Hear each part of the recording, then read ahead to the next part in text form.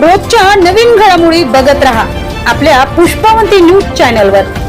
आजच आपल्या चॅनलला लाईक करा, शेअर करा, सबस्क्राइब करा, बेल आयकॉन प्रेस करा। सर्वांना नमस्कार, मी विकास मीना, जिल्हाधिकारी यवतमाळ। आपल्या सगळ्यांना माहिती आहे 1 मे पासून आपला जनगणनाचा पहिला फेज स्टार्ट होतोय आणि भारताची 16वी जनगणना स्टार्ट होत आहे। त्याच्या पहिला फेजमध्ये आपण स्वगणना 1 मे ते 15 मे पर्यंत करणार आहोत। त्यामध्ये महत्त्वाची आहे की हे जनगणना डिजिटल आहे। आपण आपला फोन मार्फत आपण या जनगणनामध्ये जितकी माहिती आहे ते भरू शकत आहेत आणि 1 मे ते 15 मेचे दरम्यान आपण स्वगणना पण करू शकत आहे।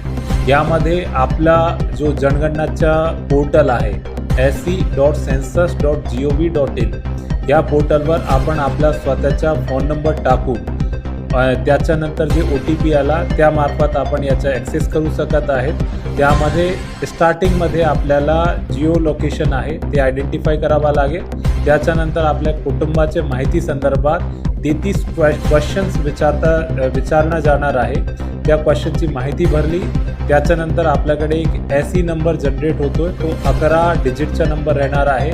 या नंबरला ज्यावेळी आपला घरी प्रगणक येणार आहे 15 मे नंतर ते नंबर आपल्याला त्यांच्यासोबत शेअर करायचे आहे आणि ते स्वतः व्हेरीफाय करून जे आपला सेन्ससचा डेटाबेस आहे त्यामध्ये ऑटोमॅटिकली माहिती ते त्यामध्ये भरता जाणार आहे।